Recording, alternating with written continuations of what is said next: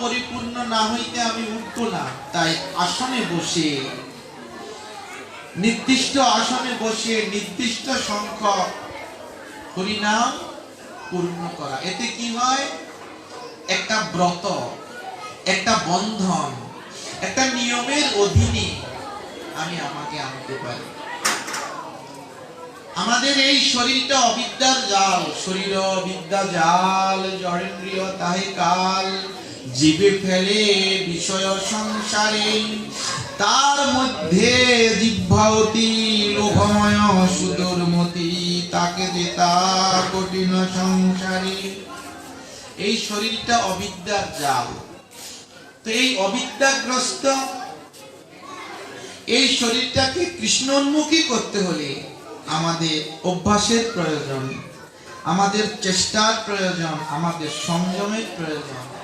তাও উদ্ধব ভগবানের চরণে প্রার্থনা করলেন, তয়োপভুক্ত স্রগ গন্ধ বাস অলঙ্কার চর্চিতা, উচ্ছিষ্ট ভুজিন দাসাস্তব মায়াং জয় মহি। তয়োপভুক্ত, তোমারই উপভুক্ত, তোমাকেই তোমাতেই নিবেদিত স্রগ গন্ধ বাস অলঙ্কার চর্চিতা।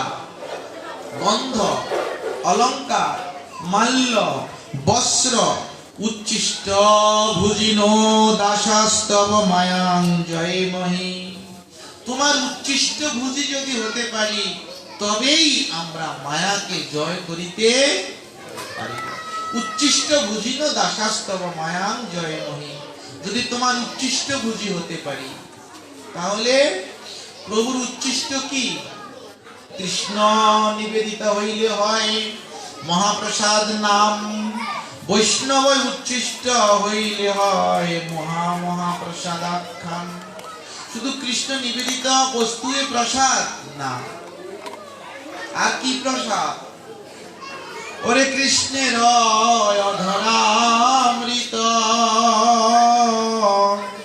কৃষ্ণ গুণ চরিত, সুধা সার সাদ বিনিন্দন, বলিতার সাদ যে না জানি, জন্মিয়া না মহিলোকে সেই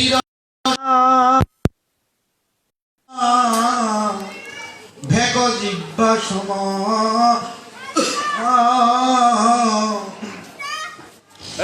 শিরসনা ভেক জিহ্বা সম। কৃষ্ণ অধরামৃত, কৃষ্ণ গুণ চরিত, সুধা সাতকে নিন্দা করে। সুধা খেলে অমর হওয়া যায়, কিন্তু সুখিত হওয়া যায় না। সুখ কাকে বলে? ভূমৈব সুখম ন অল্পে সুখমস্তু। সুখ কাকে বলে? দুঃখের আত্মান্তিক নিবৃত্তি, দুঃখের আত্মান্তিক নিবৃত্তি এবং চিত্তের প্রসন্নতাকে সুখ বলে। চিত্তটা কখন প্রসন্ন হবে? বলছেন, ব্রহ্মভূত প্রসন্নাত্মা ন শোচতি ন কাঙ্ক্ষতি। চিত্তটা যখন ভগবদ ভক্তিতে প্রসন্ন হবে। তাই ভক্তের ব্যাধিটা কি? ভক্তের ব্যাধিটাই হচ্ছে ভজন পূর্ণ না হওয়া। মহাপ্রভু হরিদাস ঠাকুরকে বললেন, সিদ্ধ হইলা সংখ্যা অল্প কর, সিদ্ধ দেহ তবু কেন সাধনে আগ্রহ ধর। আর দিন শ্রী গোবিন্দ মহাপ্রসাদ লইয়া, হরিদাসে দিতে আইলা আনন্দিত হইয়া। আসি দেখে হরিদাস করিয়াছে শয়ন, মন্দ মন্দ করিতেছেন নাম সংকীর্তন। গোবিন্দ কহে, হরিদাস প্রসাদ করহ ভোজন। গোবিন্দ কহে, প্রসাদ আজি করিব লঙ্ঘন। নাম পূর্ণ না হইতে কেমনে খাইব। এখানে আমাদের উপলব্ধি, হরিনাম পূর্ণ না হইতে কেমনে খাইব। হরিদাস ঠাকুর বলছেন, আবার মহাপ্রসাদ আনিয়াছ কেমনে লঙ্ঘিব। এত বলি মহাপ্রসাদ করিল বন্ধন, একরঞ্চ লইয়া তার করিল বক্ষণ। একটু বক্ষণ করলেন। মহাপ্রভু ব্যাধির কথা জিজ্ঞেস করলেন। হরিদাস ঠাকুর বলছেন, এক বাঞ্ছা হয় মোর বহুদিন হইতে, লীলা সংবরিবে প্রভু লয় মোরচিতে। তুমি লীলা সংবরণ করবে, তুমি আমার আগে চলে যাবে, তবে এই লীলা প্রভু মোরে না দেখাইও। কোন লীলা? তোমার অপ্রকট লীলা প্রভু আমি সইতে পারবো না। তোমার অপ্রকটের আগে যেন আমি চলে যেতে পারি, তবে এই লীলা প্রভু মোরে না দেখাইও।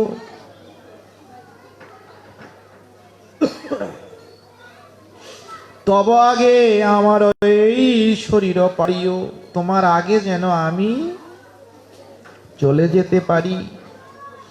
হৃদয়ে ধরিব তোমার কোমল চরণ, নয়নে হেরিব তোমার চাঁদ বদন, জিহ্বায় উচ্চারিব তোমার কৃষ্ণ চৈতন্য নাম। এই রূপে ইচ্ছা প্রভু ছাড়িব পরাণ। হরিদাস ঠাকুর মহাপ্রভুর আগে চলে যেতে চাইলেন। গৌরের বিরহ হরিদাস ঠাকুরের প্রাণে সইবে না। কিন্তু হরিদাস ঠাকুর কিভাবে জানলেন ভক্ত আর ভগবান আজ একই সীমা রেখায়, সরল রেখায় চলে আসলেন? ভজন করিতে করিতে কৃষ্ণ ভক্তি সুধা পানা দেহ দৈহিক বিস্মৃতি তেষাং ভৌতিক দেহপি সচ্চিদানন্দ রূপতা। আজ হরিদাস ঠাকুরের চিন্তা ভক্তি সচ্চিদানন্দময় হয়ে গেলেন।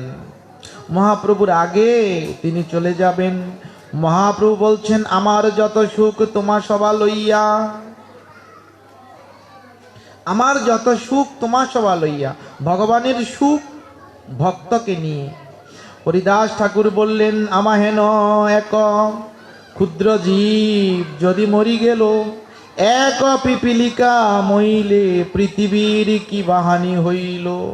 হরিদাস ঠাকুর নিজেকে পিপিলিকার সাথে তুলনা করছেন, অথচ মহাপ্রভু হরিদাস ঠাকুরকে জগতের নামের আচার্য করে দিলেন, জগৎকে দেখিয়ে দিলেন জাতিকুল নিরর্থক, ভক্তি এবং প্রেমের নিকট। এই ভক্তি এবং প্রেম বিতরণ করার জন্য শ্রীমন মহাপ্রভু এসেছেন। শ্রীকৃষ্ণ চৈতন্যের লীলার করহ বিচার, বিচার করিলে চিত্তে পাবে চমৎকার। মহাপ্রভুর কৃপার এই বিচার। এজন্য পিতামাতার মৃতদেহ সন্তান কাঁধে করে শ্মশানে নিয়ে যায়, আর ভক্তের মৃতদেহ কে কাঁধে করে নর্তন করে? ভগবান। পিতামাতা দেহ রাখলে সন্তানরা ভিক্ষা করে শ্রাদ্ধ করে। কেন? অভিমান, অহংকার, দর্প, দম্ভ যাতে দূরে যায়, নিজকে নিরভিমানী প্রমাণ করার জন্য, বুঝানোর জন্য, আত্মাভিমানকে দূর করার জন্য ভিক্ষা করে পিতামাতার শ্রাদ্ধ করেন। শ্রীমন মহাপ্রভু হরিদাস ঠাকুরের শ্রাদ্ধ করলেন কিভাবে? শ্রাদ্ধ শব্দের অর্থ শ্রদ্ধানাং দিয়তে দানম ইতি শ্রাদ্ধম। শ্রদ্ধার সহিত ভক্তদেরকে ভোজন করানোর নামই তো শ্রাদ্ধ। শ্রদ্ধার সহিত দান করানোর নামই শ্রাদ্ধ। কিন্তু মহাপ্রভু হরিদাস ঠাকুরের শ্রাদ্ধটা কিভাবে করলেন? আনন্দ বাজারে গিয়ে আঁচল পেতে পশারীদের নিকট থেকে প্রসাদ ভিক্ষা করে হরিদাস ঠাকুরের বিজয় অনুষ্ঠান মহাপ্রভু করে দিলেন। এজন্য ভক্তদের শ্রাদ্ধের প্রয়োজন হয় না। শ্রাদ্ধের জন্য ভক্তেরা বসে থাকে না, কিন্তু পুত্রের কর্ম পুত্রকে করতে হবে। পুত্রের কর্ম পিতামাতার জন্য শ্রাদ্ধ করা পুত্র করবেন। কিন্তু শ্রাদ্ধের জন্য শ্রাদ্ধ তো আপনি প্রতিদিনই করছেন, তর্পণ করছেন।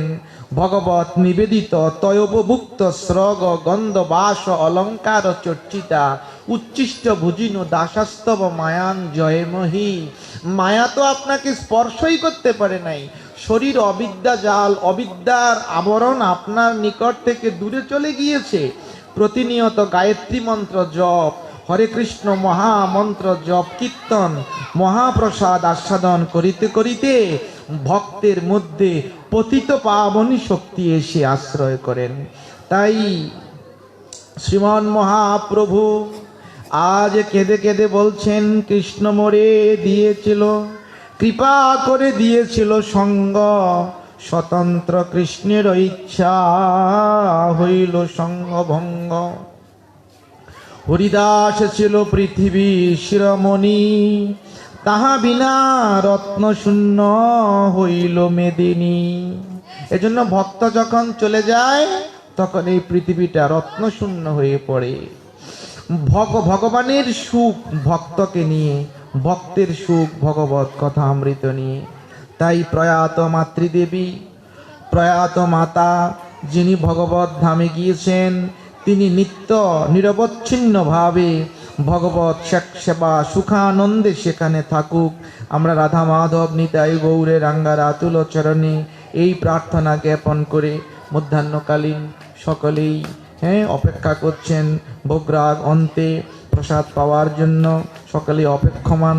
আমরা সেই মায়ের জন্য একবার পঞ্চতত্ত্ব, তিনবার হরে কৃষ্ণ মহামন্ত্র জপ করে আমরা মহাপ্রভুর চরণে প্রার্থনা জানাবো, তিনি যেন নিত্য লীলায় নিত্য নিরবচ্ছিন্নভাবে ভগবত ধামে ভগবত সেবা সুখানন্দে থাকতে পারেন। জয় শ্রীকৃষ্ণ চৈতন্য প্রভু নিত্যানন্দ, শ্রী অদ্বৈত গদাধর শিবাসাদি গৌর ভক্ত বৃন্দ।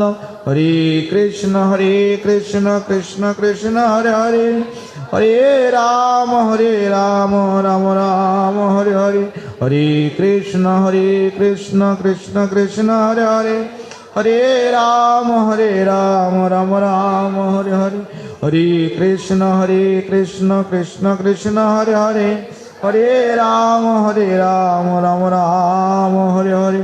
নাম যজ্ঞ মহাযজ্ঞ কলৌ কলমশনাশন, শ্রীকৃষ্ণ চৈতন্য প্রীত্যর্থে নাম ষোড়শ সমর্পয়ে। জয় জয় নিতাই গৌর শিকানাথ।